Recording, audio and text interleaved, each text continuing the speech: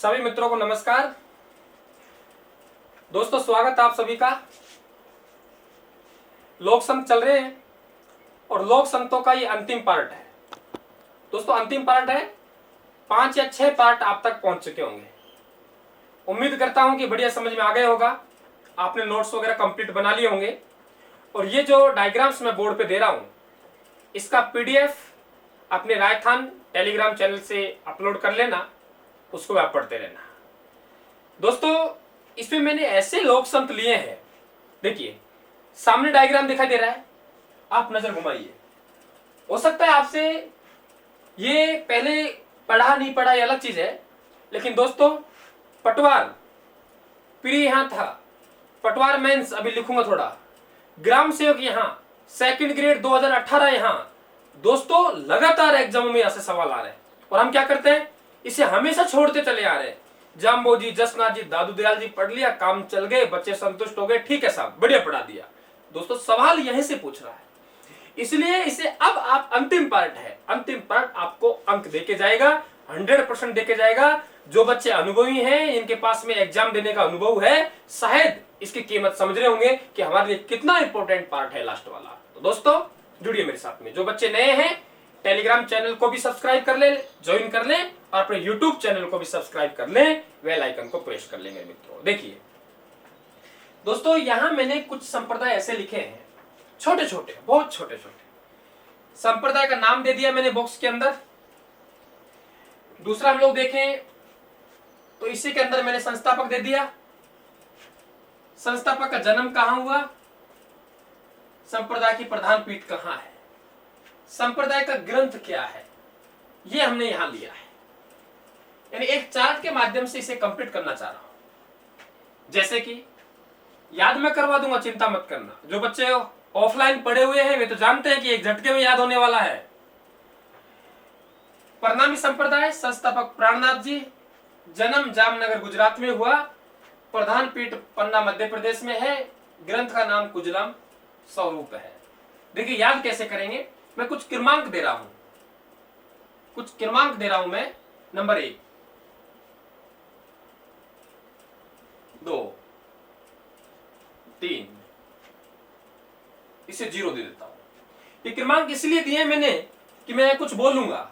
देखिए कैसे बोलूंगा, कुजलम स्वरूप ने कहा, जाम लगा गुजरात में तो प्राण निकले पन्ना मध्य प्रदेश में। फिर बोलिए आप लोग, कुजलम स्वरूप ने कहा, जाम लगा गुजरात में तो प्राण निकले पन्ना मध्य प्रदेश में। यानी इसमें सब कुछ आ गया है। संप्रदाय प्रणामी, संस्थापक प्राणनाथ जी, जन्म हुआ इनका जामनगर गुजरात में, प्रधान पीठ पन्ना मध्य प्रदेश में, और ग्रंथ का नाम है कुजलम स्वरूप। इसलिए बोला है कुजलम स्वरूप ने कहा, जाम लगा गुजरात में तो प्राण निकले पन्ना मध्य प्रदेश में। दोस्तों प्रणामी जी इसके संस्थापक हैं, प्रणामी संप्रदाय है, प्राणनाथ जी संस्थापक हैं। प्राणनाथ जी का जन्म हुआ जामनगर गुजरात में हुआ, प्रधान पीठ पन्ना मध्य प्रदेश में है, और ग्रंथ का नाम कुजलम स्वरूप है। दोस्तों प्राणनाथ जी के जो गुरु हैं उनका नाम निजानंद स्वामी जी हैं, आराध्य देव भगवान श्री कृष्ण है। और आप कहेंगे सर क्यों पढ़ा रहे हो राजस्थान में? अरे राजस्थान में इसलिए पढ़ा रहा हूं क्योंकि इसके अनुयायी, इसे मानने वाले, इसका एक मंदिर आपके आदर्श नगर जयपुर में है। तो राजस्थान की बात करें, प्रणामी संप्रदाय का राजस्थान में क्या रोल है, तो आप बताएंगे आदर्श नगर जयपुर में इनका मंदिर है। याद हो गया? देखिए संप्रदाय अलखिया, संस्थापक संत लालगिरी, जन्म चूरू में हुआ, प्रधान पीठ बीकानेर में है, किताब का नाम कुंडलीय है, और अलख स्तुति प्रकाश है। तो अलख स्तुति प्रकाश तो आपको वैसे ही याद हो रहा है क्योंकि नाम मिल रहा है। वही काम हम क्रमांक लगाएंगे, 1, नंबर 2, नंबर 3, नंबर 4, और इसको दे देंगे 0। सबसे पहले इसको बोलेंगे, फिर 1 2 3 4 ऐसे बोलेंगे। लाइन बोलूं, देखिए कुंडलीय ने कहा, संत लालगिरी चूरू से चले, अलख जगाई बीकानेर में। बोलिए आप भी प्रयास कीजिए। कुंडलीय ने कहा संत लालगिरी चूरू से चले अलख जगाई बीकानेर में। कुंडलीय ने कहा संत लालगिरी चूरू से चले अलख जगाई बीकानेर में। दोस्तों, अलखिया संप्रदाय के संस्थापक ग्राम सेवक में पूछा गया सवाल, मैं स्टूडेंट से हमेशा एक ही बात कह रहा था कि दोस्तों, आपसे अलखिया संप्रदाय पूछेगा और अब तक पिक्चर यही हमारे दिमाग में, जैसा संप्रदाय का नाम वैसा ही संस्थापक। अलखिया संप्रदाय देखिए आपसे अलखदास देगा, स्टूडेंट सोचेगा अलखदास ही होगा। दोस्तों ध्यान रखना, कुछ संप्रदाय हैं जिनका नाम और संप्रदाय में मेल नहीं खा रहा। अलखिया संप्रदाय के संस्थापक संत लालगिरी सुलखिया गांव चूरू के रहने वाले थे। यहां से चले गए और बीकानेर में जो जूनागढ़ का किला है उसके सामने बैठकर बताते हैं काफी समय तक साधना की इन्होंने। आज भी वहां एक पत्थर लगा हुआ है जिसके लोग पूजा करते हैं, दर्शन करने के लिए आते हैं। तो बीकानेर में इनकी प्रधान पीठ है। क्लियर? किताब का नाम कुंडलीय और अलख स्तुति प्रकाश। अलख स्तुति प्रकाश तो नाम से ही लग रहा है और कुंडलीय आप याद कर लेना। दोस्तों, नवलदासी, नवलदासी संप्रदाय के संस्थापक नवलदासी नागौर के रहने वाले थे। प्रधान पीठ जोधपुर में है और नवलेश्वर अनुभववाणी इनकी किताब का नाम है। दोस्तों, यहां हमें कोई क्रमांक देने की जरूरत नहीं है। क्रमांक देने की जरूरत क्यों नहीं है? क्योंकि देखिए, नवलदासी संप्रदाय नाम पर ही संप्रदाय का नाम है, नवलदासी संप्रदाय। पर रहने वाले कहां के थे? नागौर के। और इनकी जो प्रधान पीठ है मित्रों वे जोधपुर में है और इनकी पुस्तक का नाम है नवलेश्वर अनुभव वाणी। इसमें कुछ अलग है नहीं, इतना ध्यान रखना है। रहने वाले नागौर के थे, प्रधान पीठ जोधपुर में है।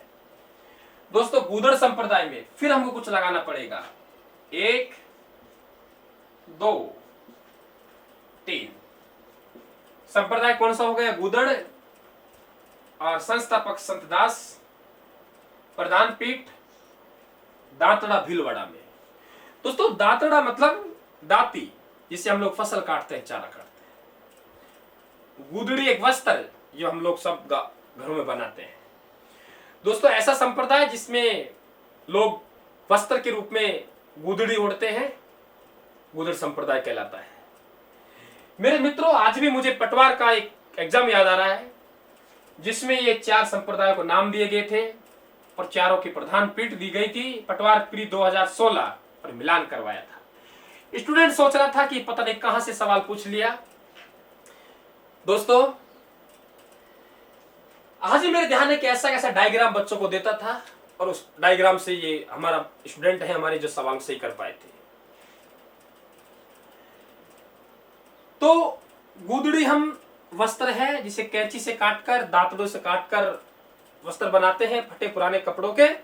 और ये गुदड़ी संत लोग ज्यादा काम लेते हैं, जहां जाते हैं वही बैग से गुदड़ी निकाली लेट गए साहब। तो दोस्तों, संत दास अब हम कैसे कहेंगे? संत लोग भीलवाड़ा के दांतड़ा से, संत लोग भीलवाड़ा के दांतड़ा से गुदड़ी बनाते हैं। कैसे बोलेंगे हम लोग? संत लोग भीलवाड़ा के दांतड़ा से क्या बनाते हैं मेरे मित्रों? गुदड़ी बनाते हैं। याद हो गया? चलिए, निष्कलंक संप्रदाय, संस्थापक संत माऊजी। ध्यान रखना, संत माऊजी को महामनोहर भी कहते हैं। संत माऊजी को मेरे मित्रों क्या कहते हैं? महामनोहर भी कहते हैं। और जन्म कहां हुआ? साबला गांव डूंगरपुर में। प्रधान पीठ कहां है मेरे मित्रों? डूंगरपुर में। किताब का नाम चोपड़ा है, ज्ञान सागर है, दान लीला है। दोस्तों, चोपड़ा एक राजस्थान की हस्तकला भी है।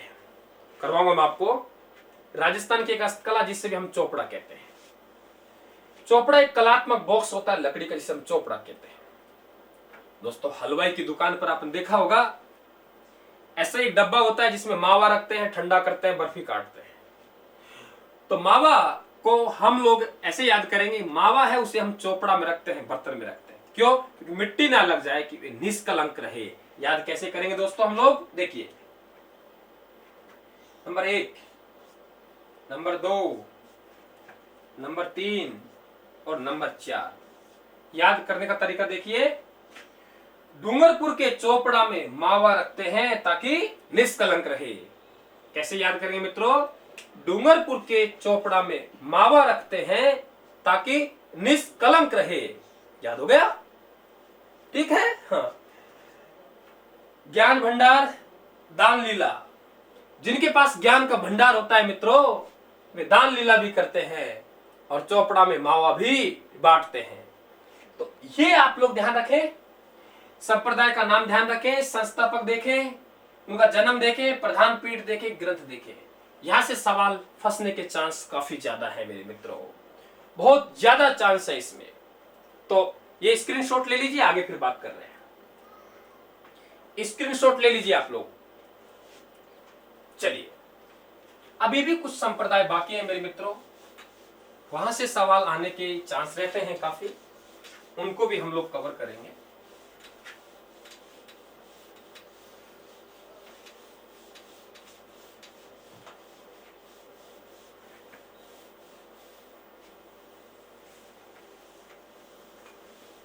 देखिए, हम लोग बात करें मित्रों नाथ संप्रदाय। नाथ संप्रदाय दोस्तों, वैसे आप इतिहास में पढ़ेंगे नाथ संप्रदाय क्या थे। इनके संस्थापक नाथ मुनि है। ये तो हो गई बड़े स्तर की बात। अब हम बात करें राजस्थान की।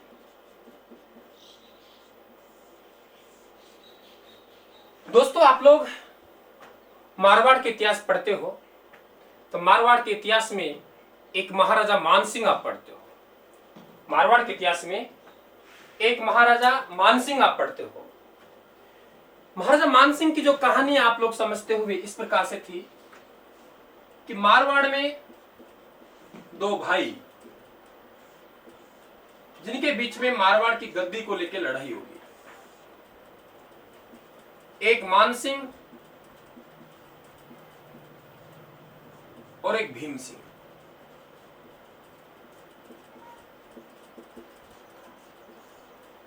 दो भाई हैं। मानसिंह है, यहां से भाग जाएंगे और जालोर के दुर्ग में शरण लेंगे। जालोर में शरण लेंगे। दोस्तों, दोनों भाइयों के बीच में तब लड़ाई चल रही थी, तो एक ऋषि थे, उनका नाम था आयस देवनाथ। आयस देवनाथ, ये एक ऋषि थे। इस ऋषि ने भविष्यवाणी की, आशीर्वाद दिया मानसिंह को कि आप निश्चित तौर से युद्ध में विजय होंगे, आप ये मैदान मत छोड़ो। और उस युद्ध में मानसिंह जीत गए, भीम सिंह पराजित हुए, मारे गए। और फिर मानसिंह मारवाड़ की गद्दी पर बैठे, यानी राजा बने।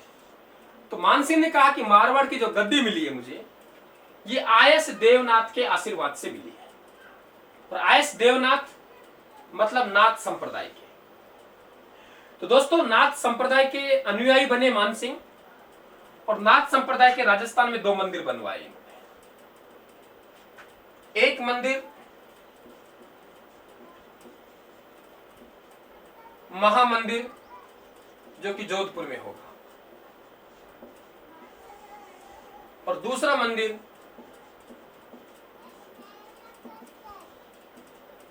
श्री मंदिर, जो कि दोस्तों कहां होगा? जालोर में होगा। यानी नाथ संप्रदाय के राजस्थान में जो संस्थापक रहेंगे ये मानसिंह रहेंगे मेरे मित्रों, क्योंकि इस कहानी के आधार पर नाथ संप्रदाय से जुड़ेंगे।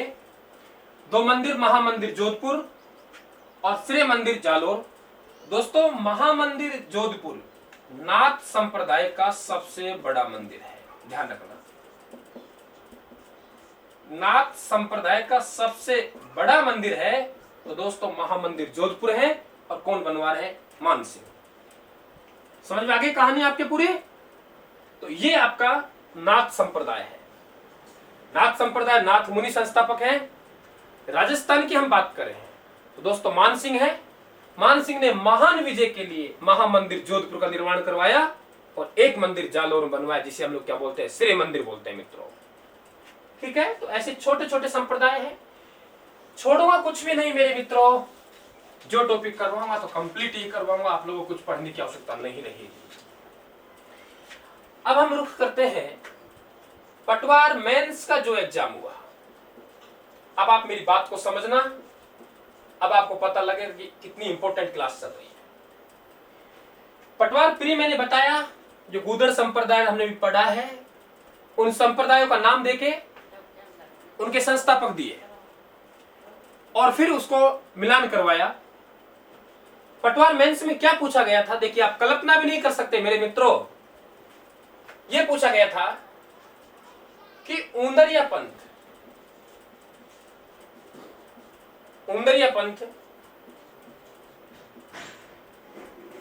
का संबंध किस जनजाति से है या किन से। दोस्तों यहां सवाल अटैक किया उसने। और एक पंथ और है ऐसा ही, कांचलिया पंथ। दोनों को हम पढ़ लेते हैं मेरे मित्रों। ऊंदरिया पंथ और कांचलिया पंथ में जो धार्मिक भावना है वो एक अशोभनीय सी भावना है। उसे YouTube पे पढ़ाता हुआ अच्छा नहीं लगूंगा मैं, थोड़ा संकेत मैं आपको दे देता हूं। ऊंदरिया पंथ में क्या होता है, ऊंदरिया पंथ मेरे मित्रों भीलों से संबंधित है। क्या है थोड़ा बता दूं कि जो इसमें स्त्री पुरुष जो संत होते हैं वे नग्न अवस्था में होते हैं। चूरमा का ढेर होता है, चूरमा के ढेर के चारों तरफ एक दूसरे के आमने सामने बैठ जाते हैं। एक रस्सी बांध देते हैं, उस रस्सी के माध्यम से कोई चूहा आएगा और चूहा आके उस चूरमा को खाएगा, तब तक ये भूखा बैठे रहते हैं। एक दिन में 2 दिन में जब चूहा आएगा तो समझेंगे कि देवी के भोग लग गया। तो दोस्तों ऐसी कुछ कहानी है ऊंदरिया पंथ में, ध्यान रखना भीलों से संबंधित है। कांचलिया पंथ में भी कुछ ऐसी कहानी है, थोड़ा पढ़ाता हुआ ठीक नहीं लगूंगा, लेकिन एक बात ध्यान रखना कि जो वीर्या है उसे वाणी बोलेंगे। तो आपसे ये बढ़िया सवाल कर सकता है कि वीर्य को वाणी कौन से संप्रदाय में बोला है, तो दोस्तों कांचलिया पंथ में बोला है। ये थोड़ा आप जरूर ध्यान रखें इस बात को। क्लियर, चलिए आगे। दूसरा हम यहां से आगे चले तो दोस्तों आचार्य तुलसी का नाम सुना होगा आपने। आचार्य तुलसी,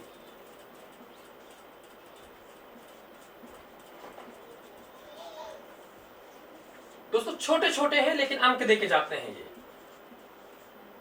लाडनू नागौर का आपने नाम सुना होगा। जैन विश्व भारती, जैन विश्व भारती। दोस्तों आचार्य तुलसी है, आचार्य तुलसी की हम बात करें तो दोस्तों आपने नाम सुना होगा अणुव्रत। अणुव्रत के संस्थापक रहे हैं और इन्होंने एक बात कही कि मैं सबसे पहले मानव हूं, मैं सबसे पहले मानव हूं, फिर मैं धार्मिक हूं और फिर मैं जैनी हूं। फिर कह रहे हैं कि धर्म हमारा बाद में है, पहले हम सब मानव हैं, फिर मैं धार्मिक हूं और फिर जैन आचार्य हूं। दोस्तों ऐसी बात आपसे पूछी जाए कि ऐसी बात कौन से लोक संत ने कही, तो आप बताएंगे आचार्य तुलसी। आचार्य तुलसी कौन थे? अणुव्रत आंदोलन का आपने नाम सुना होगा। और दूसरा जैन विश्व भारती लाडनू, उसके भी संस्थापक रहे हैं। तो थोड़ा सा आप लोग इस बात को ध्यान में रखें। आगे हम लोग बात करें दोस्तों संत चतुरदास। संत चतुरदास छोटे छोटे लोग संत हैं, लेकिन दोस्तों विश्वास दिलाया हुआ है आपको कि आपको कुछ पढ़ने की आवश्यकता नहीं छोड़ूंगा, इसलिए बारीक चीज आपको बता रहा हूं। संत चतुरदास दोस्तों एक गांव पड़ता है बुटाटी गांव नागौर। देखिए आपने कई बार टेलीविजन पर आता है, न्यूज चैनल वाले बताते हैं कि वहां गए, ठीक हो गए, विकलांग थे, थोड़ी सी इलाज कर दिया, ऐसी कहानियां आपने सुनी होगी। तो दोस्तों वे चतुरदास जी हैं। कहीं एग्जामिनर आपको भुलावे में डाल के ऐसा पूछ ले कि बताइए संत चतुरदास जी का मंदिर कौन सी जगह है, तो आप बताएंगे संत चतुरदास जी का जो मंदिर है बुटाटी गांव नागौर में है। ये पेन से नोट कर लेना मेरे बेटा एक एक चीज को, आपके लिए बहुत इंपॉर्टेंट बात है, ये ध्यान रखना। आगे हम लोग बात करें संत दुर्लभ जी की।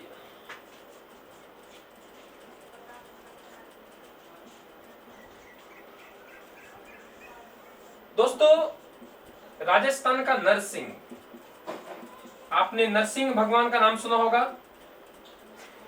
संत दुर्लभ जी का संबंध राजस्थान के दक्षिणी राजस्थान भाग से रहा है। डूंगरपुर बांसवाड़ा से संबंध रहा है मेरे मित्रों, और इन्हें राजस्थान का नरसिंह कहा जाता है, ये भी आप ध्यान रखें, क्योंकि एग्जामिनर आपसे पूछे कि राजस्थान का नरसिंह किसे कहते हैं, तो दोस्तों इन्हें कहा जाता है और डूंगरपुर बांसवाड़ा से संबंधित है। ठीक है, स्क्रीनशॉट लेना चाहे तो आप ले ले एक बार।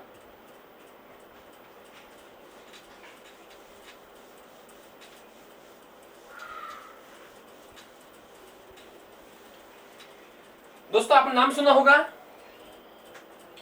शक्कर पीर बाबा का।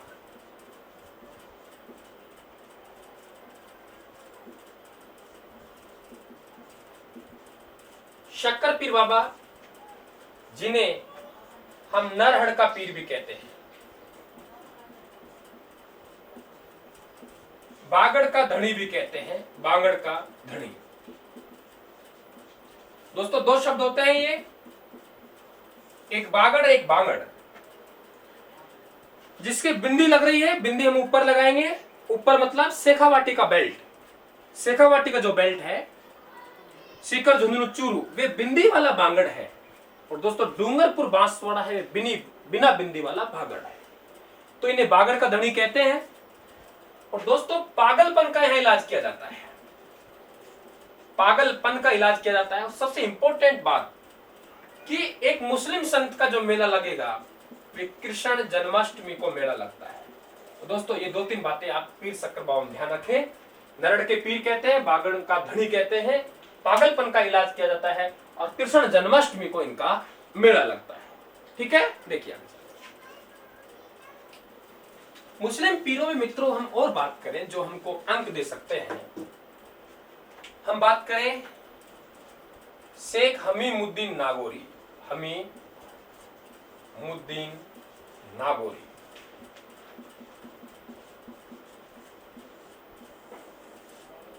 सुल्तान ए तारकिन,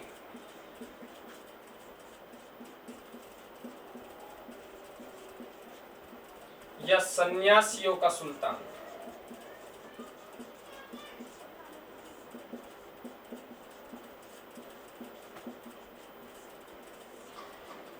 दोस्तों राजस्थान की हम बात करें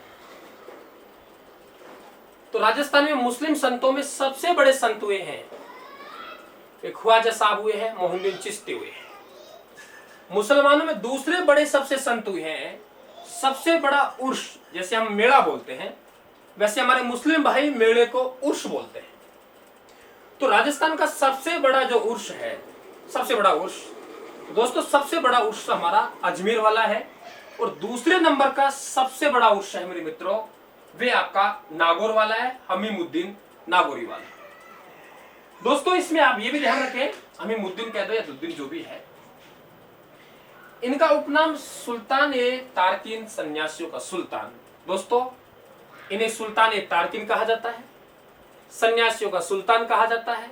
और दोस्तों ये जो नाम दिया है, बहुत इंपॉर्टेंट बात रहेगी कि हमीमुद्दीन नागौरी को सन्यासियों का सुल्तान या सुल्तान ए तारकिन किसने कहा, तो ध्यान रखना ख्वाजा मोहिउद्दीन चिश्ती ने, चिश्ती साहब ने ही इन्हें ये नाम दिया है। तो ध्यान रखना सबसे बड़ा उर्स ख्वाजा साहब का होगा, और दूसरे नंबर का उर्स हमारा हमीमुद्दीन नागौरी वाला होगा। अब हम बात करेंगे चिश्ती की। छोटे छोटे मित्रों यहां से सवाल आपके फंस सकते हैं, इसलिए मैं आपको सचेत कर रहा हूं। पहले चिश्ती संप्रदाय, दोस्तों चिश्ती संप्रदाय को सब जानते हैं आप, अजमेर, और इसके जो संस्थापक रहे हैं, संस्थापक को भी आप लोग सभी जानते हैं मेरे मित्रों, ख्वाजा मोइनुद्दीन चिश्ती। दोस्तों ख्वाजा साहब को सब जानते हैं आप लोग, इतिहास में हम बहुत विस्तार से पढ़ते हैं इसको। ख्वाजा साहब जो भारत आए दोस्तों, तो मोहम्मद गौरी के साथ आए। और उस समय जो अजमेर के शासक थे, चौहान शासक, उनका नाम था पृथ्वीराज चौहान, और पृथ्वीराज चौहान भी तीसरा। यानी मोहम्मद गौरी वहां से आए तो दोस्तों एक मुस्लिम संत को लेके आए, दोनों का अलग अलग टारगेट कि मैं वहां पर शासन की तैयारी करूंगा और आप इस्लाम की जो अच्छाई है उन इस्लाम की अच्छाइयों को बताना है, हिंदुओं का धर्म परिवर्तन करवाना है और उन्हें इस्लाम धर्म को स्वीकार करवाने के लिए समझाना है। यह काम धर्म परिवर्तन का ख्वाजा साहब को दिया गया और शासन करने का काम मोहम्मद गौरी ने लिया। दोनों ही अपने अपने कामों में लगभग सफल हुए। इन्होंने जो इस संप्रदाय की स्थापना की वे संप्रदाय चिश्ती संप्रदाय कहलाता है। चिश्ती संप्रदाय में 2-3 शब्दावली आपको ध्यान रखनी है दोस्तों। नंबर 1 पीर, मुरीद, खानका। ये 2-3 शब्द हैं जो आप लोगों को मित्रों ध्यान रखने होंगे। और एक शब्द है मुरीद, वली। सुने दोस्तों, हम लोग कई बार कहते हैं पीरों के पीर। मुस्लिम संतों ने कहा, रामदेव जी को पीरों के पीर है। पीर शब्द है जो हमारे मुस्लिम भाई अपने गुरु के लिए इस्तेमाल करते हैं। और गुरु को क्या कहते हैं? पीर। ये पूछ सकता है आपसे। और जो शिष्य है, गुरु को हम पीर कहेंगे मेरे मित्रों, शिष्य को हम मुरीद कहेंगे। जहां लोग निवास करेंगे उस स्थान को खानका कहेंगे और उत्तराधिकारी को मेरे मित्रों वली कहेंगे। ठीक है। पीर हमारे जो मुस्लिम भाई हैं अपने गुरु को पीर कहते हैं, शिष्य को मेरे मित्रों मुरीद कहते हैं, स्थान को खानका कहते हैं, उत्तराधिकारी को वली कहते हैं। मेरे मित्रों ऐसे सवाल भी आपसे पूछे जाते हैं। ख्वाजा साहब का कहना था कि रास्ते सबके अलग अलग हैं लेकिन मंजिल एक है। ये बात भी आपसे पूछी जाए किसने कही तो आप बता देंगे, ख्वाजा मोइनुद्दीन चिश्ती ने कही। क्या कही? कि रास्ते सबके अलग अलग है लेकिन मंजिल हमारी सबकी एक है। इनका जो उर्स लगता है, वैसे त्योहारों में पढ़ेंगे, इनका उर्स लगेगा मेरे मित्रों 1 रज्जब से 6 रज्जब तक लगता है। रज्जब हमारे मुस्लिम भाइयों का एक त्योहार, एक महीना है। तो दोस्तों ये कहानी ख्वाजा साहब की है। ठीक है। तो दोस्तों ये लोक संत एक बड़े स्तर पर लगभग 3-4 घंटे के आसपास लगा के हमने तैयार किया है मेरे मित्रों, 6-7 पार्टों में। लेकिन अब इतना विश्वास हो गया कि अब हमारा सवाल गलत नहीं जाएगा। मेरे साथियों एक तो स्क्रीनशॉट ले लीजिए, फिर आपसे बात करता हूं। देखिए, एक तो आप जो विश्वास मेरे ऊपर कर रहे हैं, आपको पुनः विनम्र भाव से फिर से विश्वास दिलाना चाहता हूं कि आपका विश्वास नहीं टूटेगा। मित्रों कितने टॉपिक दे पाऊंगा ये तो समय ही बता पाएगा, लेकिन जो टॉपिक दूंगा वे 100% दूंगा। आपको 100% दूंगा, कंप्लीट करवाऊंगा, उसमें कोई किसी प्रकार का कपट नहीं रहेगा। क्योंकि 3 या 4 सब्जेक्ट मैं खुद कोचिंगों में कवर करता हूं मित्रों। राजस्थान की ज्योग्राफी में जल्दी तैयार कर रहा हूं, समय मिलने दो, आप लोगों को आ जाएगा। राजस्थान का इतिहास भी शुरू करूंगा, आगे से पार्ट कंटिन्यू कर पाऊंगा। कुछ तो नौकरी के कारण समय नहीं मिल पाता, कुछ गर्मी का समय है दोस्तों, समस्याएं हैं, स्टूडियो वगैरह भी नहीं जा पा रहे, तो काफी समस्या है जिन्हें मेरे सामने आ रही है। लेकिन दोस्तों आने दो उनको, उनसे निकलेंगे हम लोग। अभी एग्जाम काफी दूर है, जितना आ रहा है उसे ढंग से पढ़े, नोट्स बनाते रहे आप। दोस्तों मैं बार बार आपसे एक ही बात कह रहा हूं, जो बच्चा पढ़ने वाला होगा वही अपने चैनल के साथ जुड़ेगा। जो बच्चा मेहनती नहीं है दोस्तों वे चैनल के साथ नहीं जुड़ेगा। जिन्हें कॉमेडी पसंद है दोस्तों वे नहीं जुड़ेगा। जो बच्चे के पास में अनुभव है 2-4 साल का, मैं कमेंट देखता हूं बच्चों का, मेरे चैनल के या आपके चैनल के, अपने सबके चैनल राइट हैंड पर वही बच्चे जुड़े हुए हैं जो सिलेक्शन के लिए लड़ रहे हैं और प्लस में 2-4 साल का उनको अनुभव है। उन्होंने धक्के खा लिए ना, तो धक्के खाने के बाद उनको पता है कौन सी जगह क्या मिल रहा है। तो दोस्तों ये विश्वास में फिर कह रहा हूं कि आपका विश्वास नहीं टूटेगा। काफी मेहनत मैं कर रहा हूं, काफी मेहनत आपको करनी पड़ेगी। सिलेक्शन मेरे मित्रों बातों से नहीं निकलेगा, सिलेक्शन के लिए एक रणनीति चाहिए। आपको पढ़ाने को तो यही लोग सब 10-10 घंटे तक पढ़ा दूंगा, कहानियां बना बना के, लेकिन नहीं दोस्तों, जो अनुभव रहा है हमारा 10-12 साल का, उस अनुभव को पूरा काम में लेना है, कचरे को बिल्कुल साइड में करना है। एग्जाम में क्या पूछा जा रहा है उसे हम लोग तैयार करें। पहले मैंने बता चुका हूं कि पहले यही लोक संत वाला टॉपिक 1 घंटे में कंप्लीट कर दिया करते थे, 1.25 घंटा, 1.5 घंटा, 2 घंटा चलता रहा दोस्तों, और अब पता ही नहीं लगता 3-3, 4-4 घंटे, 5-5 घंटे लग जाते हैं। क्यों लग जाते हैं दोस्तों? हमें कोई शौक नहीं है कि हम लोग आपको इतना लंबा पढ़ाएं, लेकिन दोस्तों पेपर सेटर ने हमें मजबूर किया है इतना पढ़ाने के लिए, पेपर सेटर ने मजबूर किया है हमें आपको नया देने के लिए। तो दोस्तों आप हमारे साथ बने रहें और अधिक से अधिक आप लोग प्यार दें। कमेंट बॉक्स में कमेंट करके जरूर बताएं मेरे मित्रों। चैनल को लाइक करें, सब्सक्राइब करें मेरे मित्रों। इनसे क्या हमें हौसला मिलेगा, जिस तरीके से आप मोटिवेट होते हो दोस्तों, इसलिए हम भी कोई भगवान नहीं है, हमें भी मोटिवेट होने की जरूरत है। मोटिवेट कौन करेगा मित्रों? आप ही करेंगे। आप चैनल को सब्सक्राइब करेंगे, लाइक करेंगे, कमेंट करके, तो दोस्तों हमारा हौसला बढ़ेगा और हमें ऊर्जा मिलेगी, और उस ऊर्जा को हम लोग काम में लेके फिर एक नए इतिहास रचेंगे दोस्तों। तो आप सभी का प्यार और प्रेम बना रहे, तब तक के लिए सभी को नमस्कार। फिर मिलेंगे कोई नए टॉपिक के साथ। आप सभी को राम राम। और लोक संत का टॉपिक आपका पूरा हो गया, इसके लिए आप सभी को बधाई, आपका धन्यवाद।